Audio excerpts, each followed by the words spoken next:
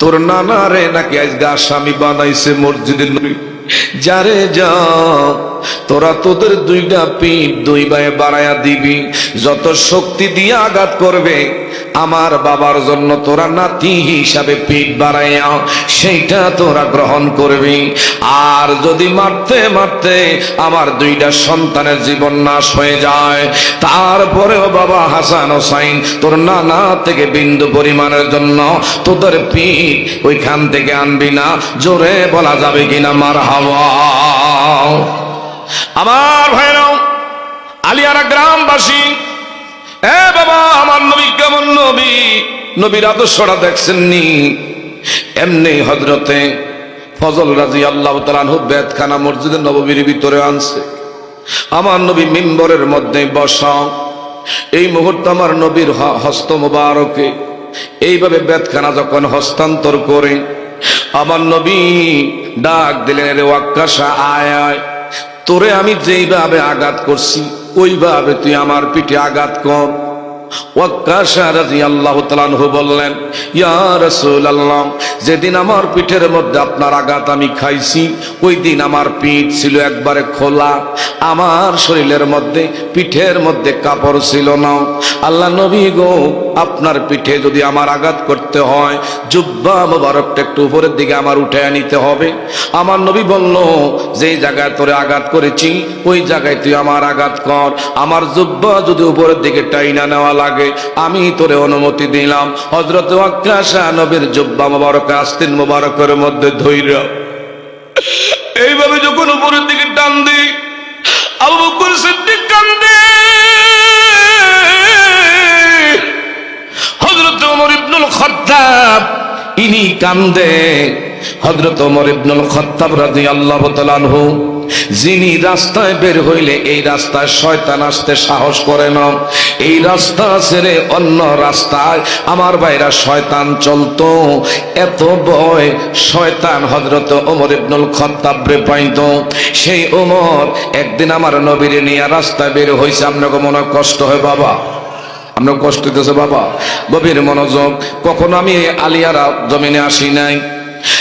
বাবার, আমার বন্ধু আপনাদের ইমাম সাহেব হুজুর বিশেষ করে আমাকে নেটের মাধ্যমে পাইছে, দাওয়াত করেছে, কিন্তু আজকের একটু ব্যতিক্রম হয়ে গেছে, মনে কিছু নিয়েন না। কখনোই কাজ করবেন না, বক্তা যারাই দাওয়াত করবেন ওয়াজ করবে, পরবর্তী যদি বক্তা থাকে কখনো মুনাজাত দিতে দিবেন না। বলবেন কেন? কারণ একদিক দিয়ে হইল আজকে রাত্রি, শীতের রাত্রি, ওয়াজ এক বক্তা করছে, আবার যদি সে মুনাজাত দিয়ে দেয় মানুষ কয় আমাকে ওয়াজও হইছে মুনাজাতও হইছে, আর এত কষ্ট করে থাকার দরকার কি? এটা হইলো আরেক বক্তার ক্ষতি করার জন্যই কাজ।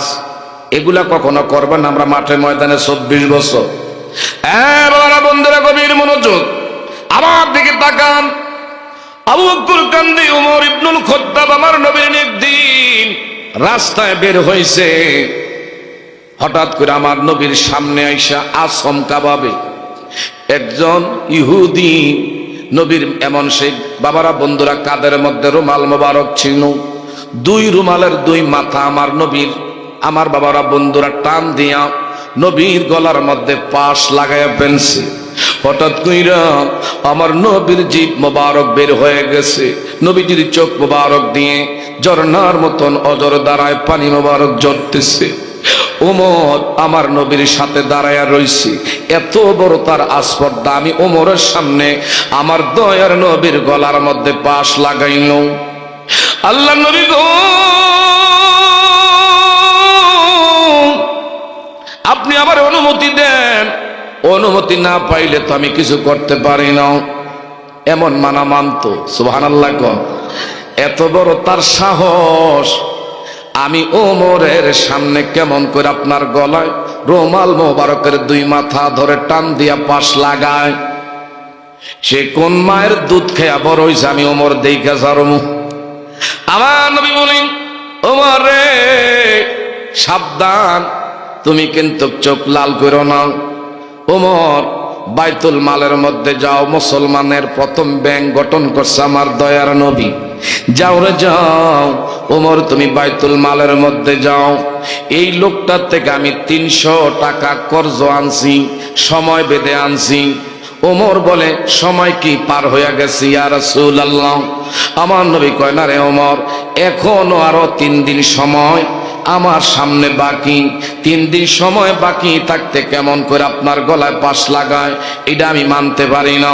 আমার নবী কয়, সে তার বড় পাওনাদার, আমি তার কাছে দেওনাদার, সে আমার গলার মধ্যে পাশ লাগাইছে। দয়া করে তুমি বাইতুল মালের মধ্যে যাও, বাইতুল মালের থেকে 300 দিরহাম সংগ্রহ করবা, আর আরো 100 দিরহাম অতিরিক্ত আনবা। সুবহানাল্লাহ। গম হযরত ওমর রাদিয়াল্লাহু তাআলা আনহু বলেন, ইয়া রাসূলুল্লাহ, ইয়া হাবিবাল্লাহ, দয়ার নবী গো, কেমন করে আপনি বলেন এখনো যেই মেদে আনছেন সময়ে, আপনি আনছেন 3 দিন সময় বাকি আছে, এর টাকা আপনি তো 3 দিন পরে পরিশোধ করার কথা, এরপরে যদি টাকা 300 পায়, 300 আমি আনমু, কেন আপনি আরো 100 অতিরিক্ত বললেন? আমার নবী কয়, আনলে তোমারে বুঝাইয়া দেবো।